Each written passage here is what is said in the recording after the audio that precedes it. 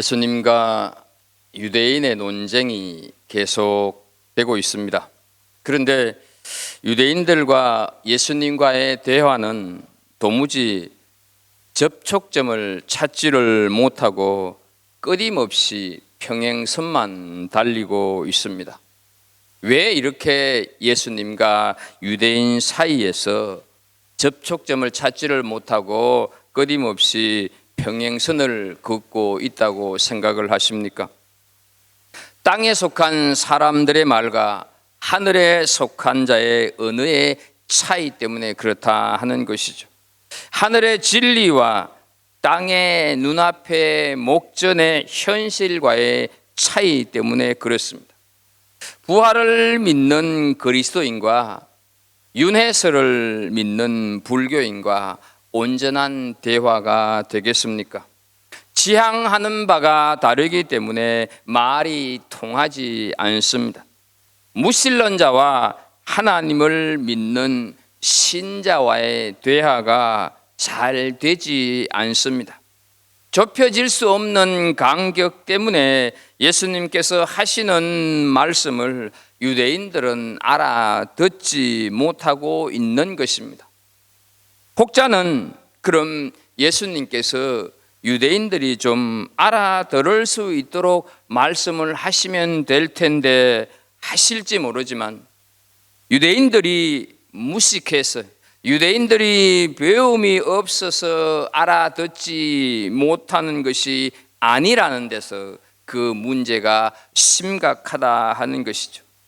유대인들은 예수님을 받아들일 마음이 전혀 없습니다. 마음의 문을 완전히 닫아 버렸습니다. 예수님을 완전히 거부하기로 작정한 강팍한 마음의 소유자들이 바로 유대인들이었다 하는 것이죠. 유대인들이 얼마만큼 무완악하고 흔히 말해서 대바라졌는가는 오늘 본문의 시작인 48절을 통해서 우리는 알 수가 있습니다.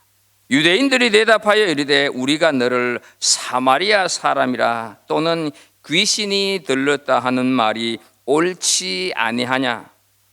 이 말은 지난 시간에 살핀 44절 예수님께서 유대인들에게 너희는 너희 아비 마귀의 자식이다 라고 하는 충격적인 선언에 대한 안갚음의 말이다 하는 것이죠.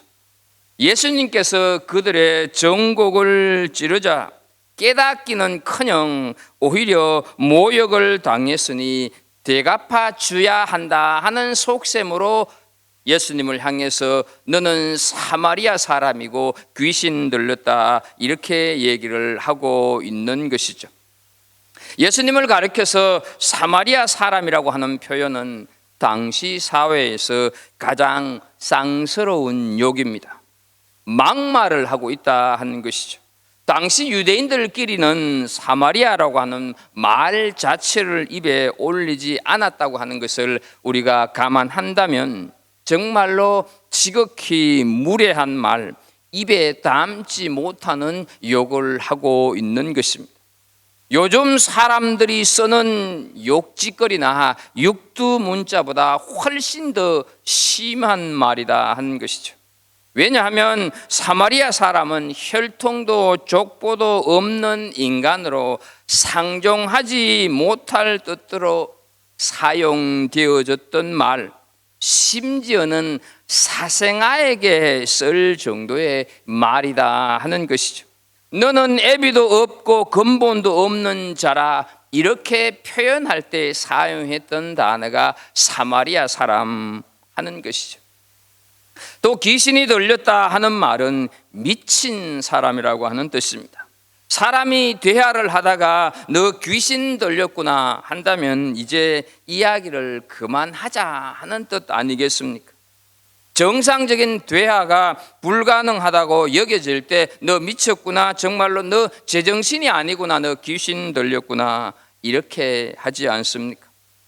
그렇다고 한다면 우리는 이 유대인들이 이렇게 예수님을 향해서 너 사마리아인이다, 미쳤다 이렇게 막말을 할 수 있는 배경 무엇일까 하는 것이죠. 그것은 다른 것이 아니라 유대인인 우리는 다수이고 너는 혼자다 하는 의미가 담겨져 있습니다. 다수가 진리이고 소수는 거짓이라고 하는 논리다 하는 것이죠. 소수보다는 다수를 진리로 여기는 경향이 많이 있지 않습니까? 우리가 살고 있는 이 정치 체제 민주주의가 그렇지 않습니까? 다수가 원하는 대로 흘러가고 있습니다. 대통령도 국회의원도 다수의 표에 의해서 결정이 됩니다. 사람은 다수 속에 있으면 자신이 참 속에 들어있다 이렇게 착각을 한다 하는 것이죠.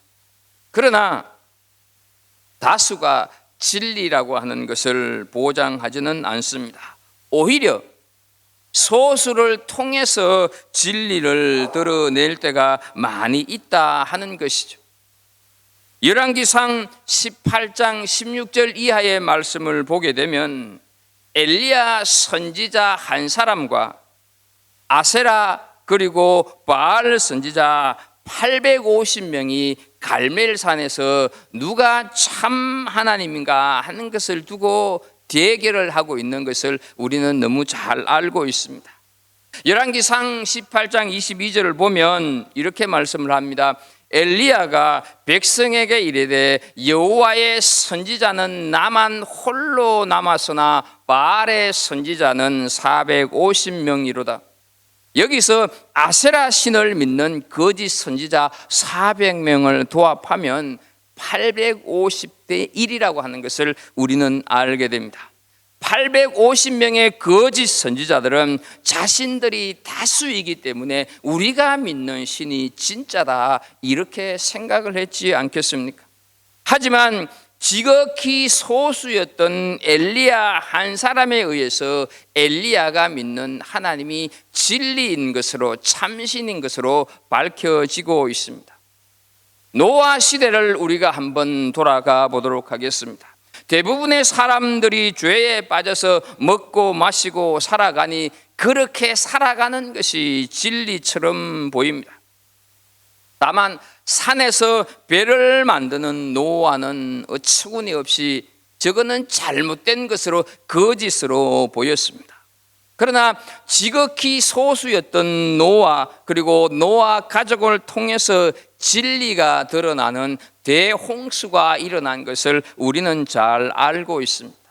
요셉을 한번 보십시오. 애굽 나라 전체와 요셉은 혼자였습니다. 그러나 혼자인 요셉을 통해서 하나님이 진리이심을 보여주셨다 하는 것이죠.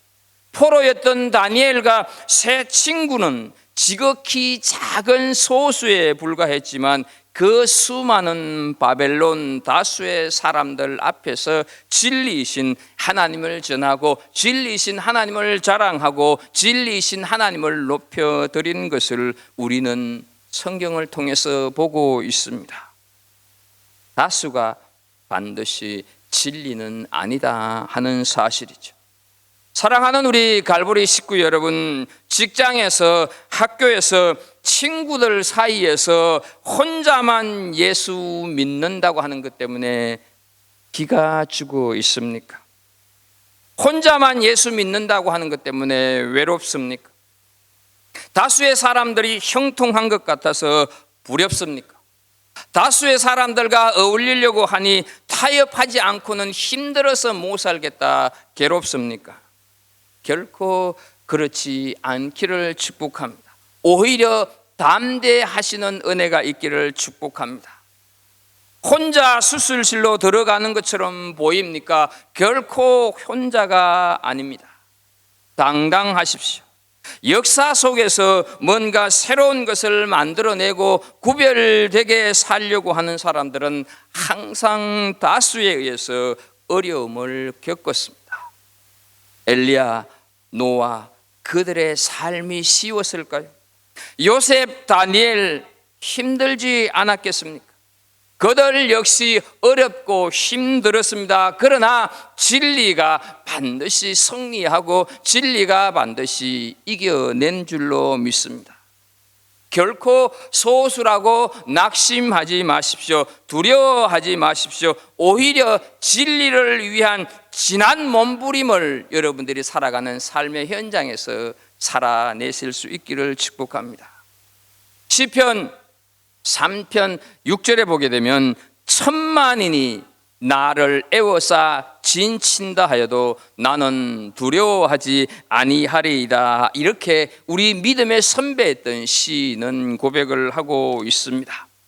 유대인들은 전부가 다 다수였습니다. 그런데 예수님이 자신들의 양심을 지적하기 때문에 그것이 몹시 자존심이 상했습니다.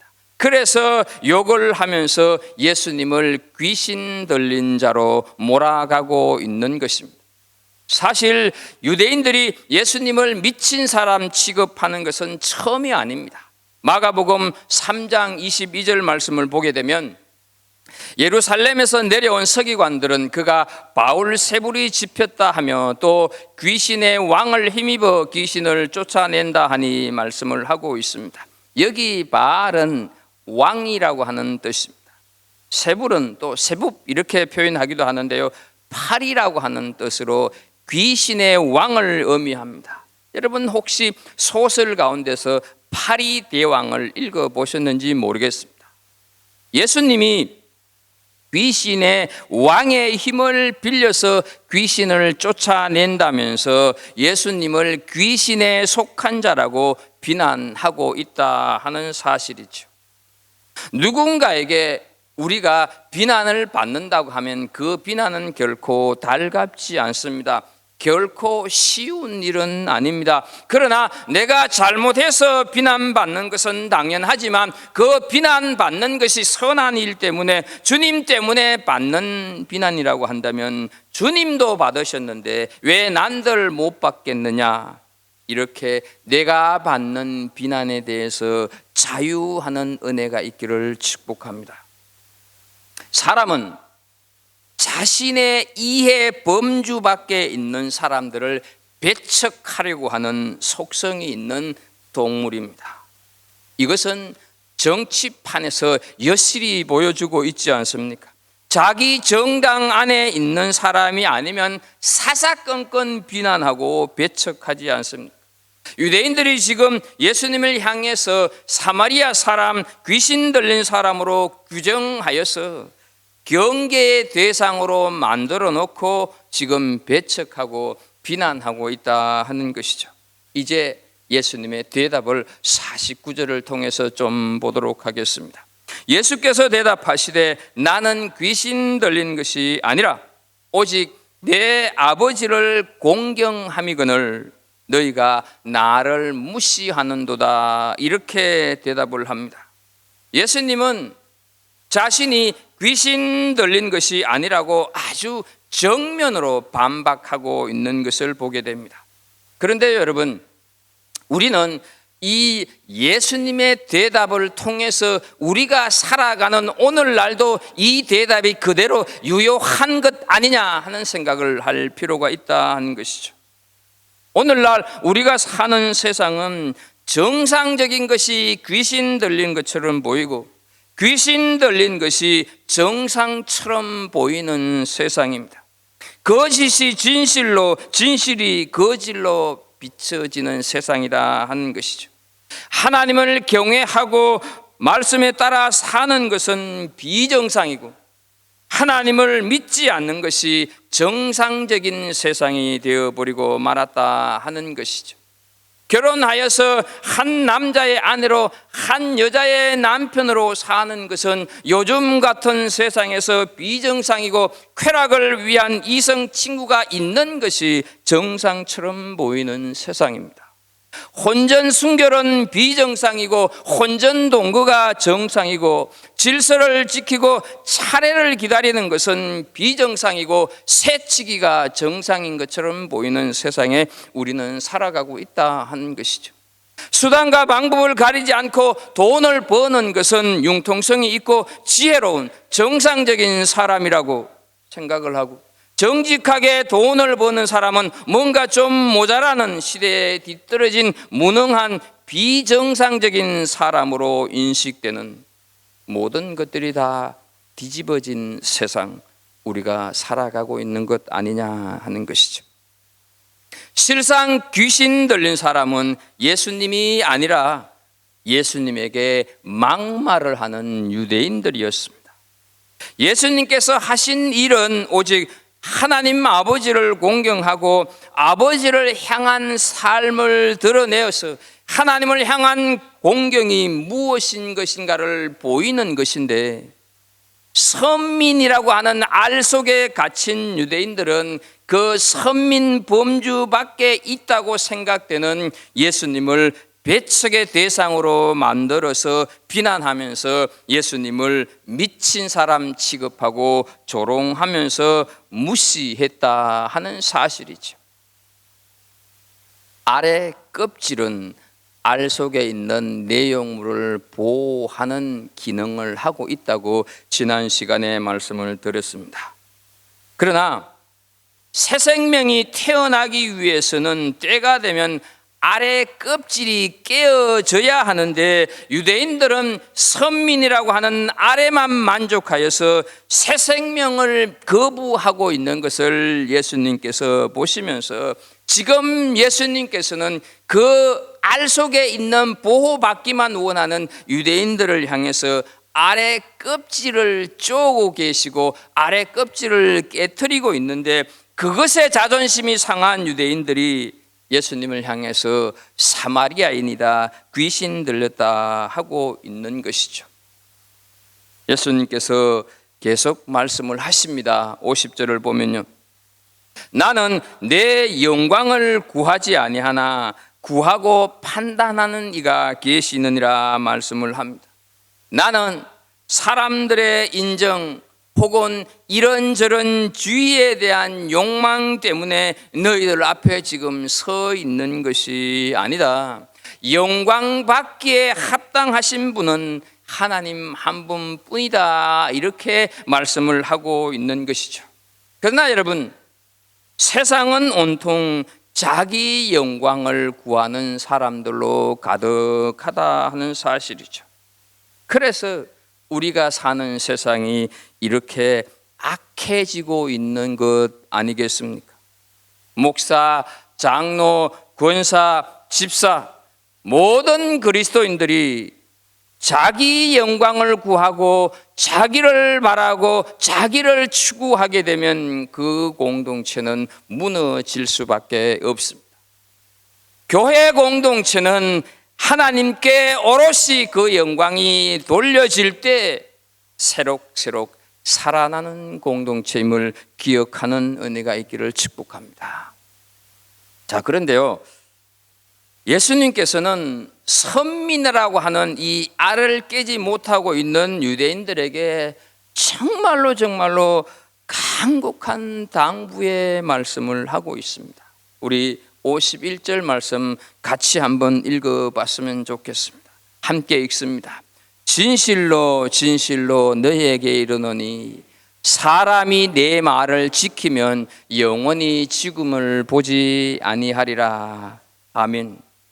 여러분, 여기서 진실로 진실로는 제발 부탁이다, 정말 이 말만은 좀 들어다오. 마지막 끝까지 저들을 버리지 않고 지금 예수님이 저들에게 부탁하고 있는 말씀입니다. 예수님의 그 유대인들을 향한 간절함이 담겨져 있는 것이죠.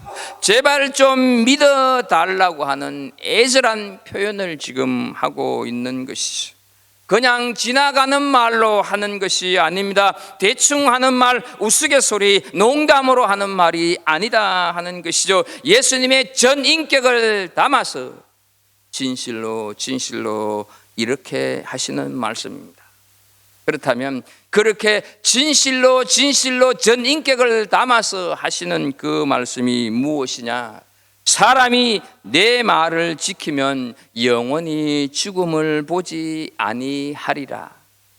예수님께서 지금 이 땅에 오신 목적을 말씀을 하고 계시는 것입니다. 구원이라고 하는 것은 예수님의 말씀을 듣고 지키는 것, 그 말씀이 내 안에 머무르고 계시는 것, 늘 그 말씀이 내 안에서 기억되고 그래서 그분과의 관계의 끈을 놓지 않는 것, 구원이다 하는 것이죠. 그러면 죽음을 보지 않는다 말씀을 하십니다. 이 말씀은 우리 육신의 생명이 죽지를 않고 무한히 연장된다, 이런 뜻을 두고 하시는 말씀이 아닙니다. 또한 죽음 이후의 영생만을 의미하는 것이 아니다 하는 것이죠. 우리의 생명이 하나님과의 깊은 결속을 이루는 것을 말하는 것입니다. 현재라고 하는 시간 속에 영원하신 하나님과 결속이 되면 이미 우리는 영생을 누리는 존재라는 것입니다. 죽은 다음에만 누리는 것이 영생이 아니라 영생은 지금 이 자리에서 우리가 누리면서 살아가야 한다 하는 것이죠. 그래서 여러분, 우리는 지금 이 자리에서도 영생을 누리면서 살아가는 사람들이기 때문에 어때요? 난치병에 걸려도 암에 걸려도 우리는 담대할 수밖에 없다 하는 사실입니다. 목사이기 때문에 장례 예배를 많이 인도를 했습니다. 우리는 장례 예배를 드릴 때마다 영원히 죽지 아니함을 선포해야 합니다. 세상은 늘 죽음 앞에서 두려워합니다. 죽음이 끝이라고 생각하기 때문에 허무합니다. 죽음이라고 하는 것 때문에 상실감에 빠져 있습니다. 그러나 여러분, 우리는 어떤 존재입니까? 예수님의 말씀이 우리 안에 거하면, 예수님의 말씀이 우리 안에 머무르면, 진리이신 그분이 우리 안에 말씀으로 임재하시면 우리는 죽음을 보지 않는다 하는 것입니다. 이것이 우리가 믿어야 하고, 이것을 우리가 믿을 때 이것이 우리의 믿음이 되어져야 한다 하는 것이죠. 우리가 기억하고 있는 성철 스님, 그는 자신의 구원을 위해서 처절할 정도로 걷기의 삶을 살아오신 분임을 우리는 다 인정하고 알고 있습니다. 그분이 입적을 하기 전 이런 말을 남겼습니다. 일생 동안 남녀의 무리를 속여서 하늘을 넘치는 죄업은 수미산을 지나친다. 산채로 무간지옥에 떨어져서 그 한이 망갈래나 되는지라 라고 하는 말을 하면서 입적을 했습니다. 여러분, 일생을 수도하면서 사신 분이 저렇게 죄가 많다고 한다면 우리 같은 중생들은 오죽할까, 이런 생각을 하자고 하는 것이 아닙니다. 그처럼 철저한 구도의 삶을 살았음에도 불구하고 끝내 자신이 죄의 문제를 해결하지 못했다 하는 사실이죠. 1966년에 입적한 효봉 스님은 모든 것이 무로다 이렇게 말하면서 입적했습니다.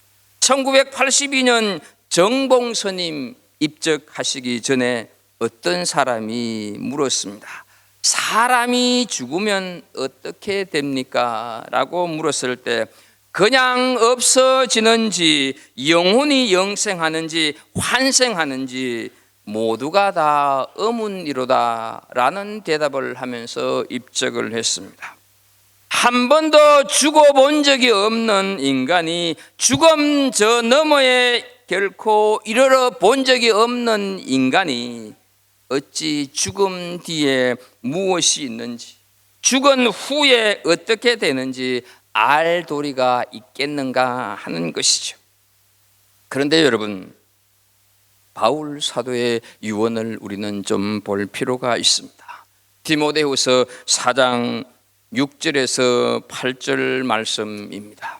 전제와 같이 내가 벌써 부어지고 나의 떠날 시각이 가까웠도다. 나는 선한 싸움을 싸우고 달려갈 길을 마치고 믿음을 지켰으니 이제 후로는 나를 위하여 의의 면류관이 예비되었으므로 주 곧 의로우신 재판장이 그날에 내게 주실 것이며 라고 유언을 하고 있습니다.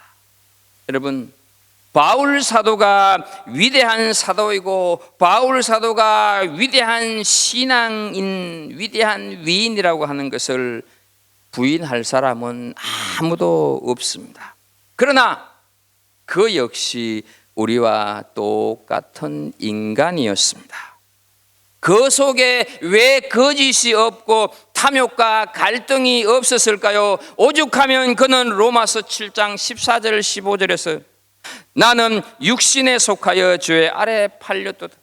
내가 행하는 것을 내가 알지 못하노니 곧 내가 원하는 것은 행하지 아니하고 도리어 미워하는 것을 행함이라. 이렇게 고백한 데 이어서 조금 내려가서 바로 24절에 보게 되면 오호라 나는 공고한 사람이로다 이 사망의 몸에서 누가 나를 건져내랴 이렇게 그는 몸부림을 쳤습니다. 이렇듯이 살아생전 탄식했던 바울이 어찌 임박한 죽음 앞에서 그토록 당당한 유언을 남길 수 있었을까 하는 것이죠. 나는 선한 싸움을 싸우고 나의 달려갈 길을 마치고 믿음을 지켰다 이렇게 담대한 유언, 담대한 선언을 할 수 있었을까 하는 것이죠. 주님으로부터 받은 그 면류관 나에게 분명코 있을 거다 이렇게 자신할 수가 있었을까 하는 것이죠. 그것은 자기 자신을 믿은 것이 아니라 구원자이신 예수 그리스도를 믿었기 때문입니다. 죄의 문제를 해결해 주시려 십자가의 제물로 못 박히신 예수 그리스도, 죽으시고 장사되셨다가 죽음을 깨뜨리시고 부활하심으로 영원한 생명의 길을 허락해 주신 그 예수 그리스도가 자기 안에 계셨기 때문에 이렇게 담대한 당당한 유언을 할 수가 있었던 것입니다.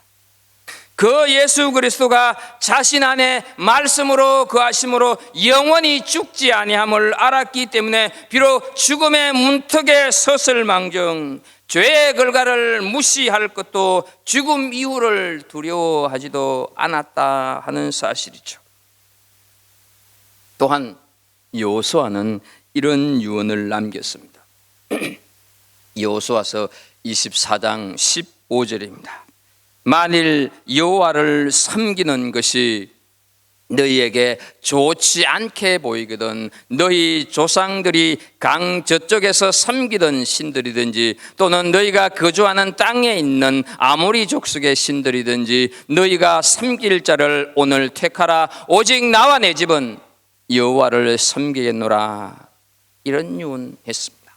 다윗은 임종을 맞으면서 아들 솔로몬에게 이런 유언을 하고 있습니다. 열왕기상 2장 2절에서 3절을 보면 내가 이제 세상 모든 사람들이 가는 길로 가게 되었노니 너는 심서 대장부가 되고 내 하나님 여호와의 명령을 지켜 그 길로 행하여 라고 유언을 하고 있습니다.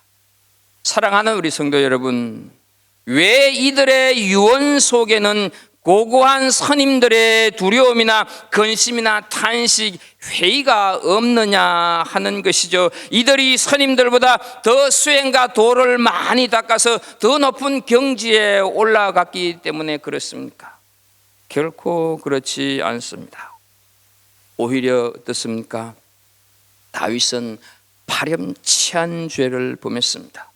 바울은 신앙인들을 죽이고 때리고 옥에 가두기도 한 과거의 전력을 가지고 있었습니다. 그러나 이들은 죽음을 이기시고 부활하신 예수 그리스도 그분을 믿음으로 영원히 죽지 아니한다고 하는 사실을 분명하게 믿었기 때문인 줄로 믿습니다. 그래서 예수님께서는 요한복음 11장 25절 26절에서 이렇게 말씀을 합니다. 예수께서 이르시되 나는 부활이요 생명이니 나를 믿는 자는 죽어도 살겠고 무릇 살아서 나를 믿는 자는 영원히 죽지 아니하리니 이것을 네가 믿느냐? 사랑하는 우리 갈보리 성도 여러분, 우리의 믿음이 무엇이라고 생각을 하십니까? 예수님께서 말씀하신 내 말을 지키면 영원히 죽음을 보지 아니하리라 하는 이 말씀을 내가 믿느냐 믿지 않느냐, 이것이 우리의 믿음의 전부가 된다고 하는 것을 기억하십시오. 이 문제가 해결되지 않으면 아무것도 믿는 것이 아닙니다. 이 문제가 해결되지 않으면 내가 아무리 잘 살고 내가 수십 년을 예수 믿는다고 교회를 다녀도 아무런 소용이 없다는 것이죠. 물론 우리는 죽음 앞에서 감정적으로 슬퍼하고 눈물을 흘립니다. 그러나 그때 동시에 어떻습니까? 우리는 영원히 죽지 아니하리라고 하는 말씀이 믿어져야 하고 그 말씀이 역사해져야 한다 하는 사실이죠. 이것을 믿지 않으면 아무것도 아닙니다. 이것을 믿지 않으면 어쩌면 우리는 세상 사람들보다 제일 불쌍한 사람이 될 것입니다. 흔히 말해서 우리가 마음대로 거짓말을 하면서 삽니까? 마음대로 술, 담배를 하면서 삽니까? 마음대로 브랜드 옷을 입고 명품 백을 사들고 다니면서 살아갑니까? 이 말하면 저 사람이 마음에 걸리고, 이 일하면 저 사람의 마음이 부대끼고, 이 눈치 저 눈치 보면서 신앙생활하는 참 불쌍한 존재가 될 것입니다. 그렇잖아요. 우리 신앙생활하면서 이 눈치 저 눈치 보면서 신앙생활을 하고 있지 않습니까?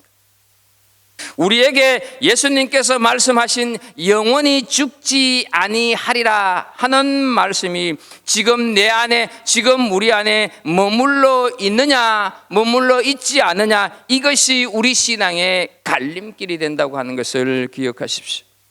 사랑하는 우리 성도 여러분, 이 믿음을 가지고 이 세상을 살아가십시오. 그때 어떤 일을 당해도 두려워하지 않습니다. 비록 내가 사망의 음침한 골짜기, 내가 사망의 우겨쌈을 당한다 할지라도 이 믿음이 있으면 우리는 낙심하지 않습니다. 절망하지 않습니다. 이 믿음이 우리를 살게 하는 능력이 될 줄로 믿습니다. 비록 내가 사망의 음침한 골짜기에 들어섰다 할지라도 이 믿음이 있으면 우리는 해를 두려워하지 않는다 하는 것입니다. 이제 우리가 해야 할 일이 있습니다. 주님의 말씀을 지키면 영원히 죽지 아니하리라 하는 이 말씀은 영원히 산다고 하는 뜻이 담겨져 있습니다. 그러나 영원히 산다고 하는 것은 죽음 이후의 영생만을 의미하는 것이 아니다 하는 것을 조금 전에 말씀을 드렸습니다. 이 땅 위에서의 바른 삶다운 삶, 이 땅 위에서의 바른 생명의 삶을 포함하는 것이 영원히 죽지 아니한다 하는 말 속에 담겨져 있다는 것이죠. 바른 삶다운 삶, 바른 생명다운 생명의 삶이라고 하는 것은 육체가 아니라 내 마음속에, 우리 마음속에 평안이 있는 삶이다 하는 것이죠. 바로 이것이 참된 생명의 본질입니다. 비록 대통령궁에서 산의 진미를 먹으면서 파묻혀 살아간다 할지라도 그 마음속에 평안이 없다고 한다면 그 생명은 바른 생명이라고 할 수가 없고 참 생명다운 가치를 나타낼 수가 없을 것입니다. 그렇다면 우리는 어떤 상황에서도 흔들리지 않는 마음의 평안을 어떻게 얻을 수가 있느냐? 그것이 바로 주님께서 말씀하신 주님의 말씀을 지키는 것, 그것으로 가능하다 하는 것이죠. 주님의 말씀을 지킨다고 하는 것은 그리스도인으로서의 도리를 다하면서 세상을 사는 것을 말합니다. 복음의 삶을 드리는 예배자로 살아가는 것을 말한다 하는 것이죠. 주님의 말씀에 따라 그리스도인의 도리를 다하면 영생을 얻을 뿐만 아니라 살아있는 동안에도 어떤 형편과 어떤 환경이 닥친다 할지라도 결코 흔들림이 없는 참 생명의 삶을 살 수가 있고, 그것이 바로 영원히 죽지 아니하리라 하는 말씀의 의미다 하는 것이죠. 예수님께서는 분명코 영원히 죽음을 보지 아니하리라 하는 말씀을 하셨는데, 이 영원을 선물로 받은 그런 사람들답게 우리는 내일부터 주어지는 한 주간을 살아가시면서 세상에 불의와 타협하지 않고 정도를 걸으면서 살아가는 은혜가 있기를 축복합니다. 환경을 합리화하면서 다른 사람도 다 그렇게 사는데 나라고 별 수 있느냐 하면서 다수를 따르는 삶을 살지 않기를 축복합니다. 소수라 할지라도, 나 혼자라 할지라도 영원을 소유한 사람답게 좀 대범하게 살아가십시오. 그렇게 이 현세를 살아낼 때 비로소 내세에서도 죽지 않는, 현세와 내세를 다 아우르는 그런 온전한 영혼을 살게 되는 사람들이 되어질 줄로 믿습니다. 사랑하는 우리 갈보리 식구 여러분, 진실로 우리는 영원히 죽지 아니하는 영혼을 선물로 받은 사람들입니다. 그 선물을 받은 사람답게 이 세상에서 우리가 하나님의 말씀을 지켜내는 삶을 살아가시기를 바라고, 그 삶이 이어지고 또 이어져서 하나님 나라에 이를 때까지 정말로 하나님이 주시는 그 영원한 생명을 얻은 자답게 당당하게, 담대하게, 대범하게 살아가는 은혜가 있기를 주 예수 그리스도 이름으로 축복합니다. 하나님 아버지, 우리는 영원히 죽지 아니하리라고 하는 말씀을 믿습니다. 그런 우리들입니다. 하나님, 이 세상을 살아가면서 정말로 영원히 죽지 아니하는 그런 선물을 받은 자답게 이 세상을 살아가는 우리 믿음의 식구들 다 되게 하여 주옵소서. 예수님의 이름으로 기도합나이다. 아멘.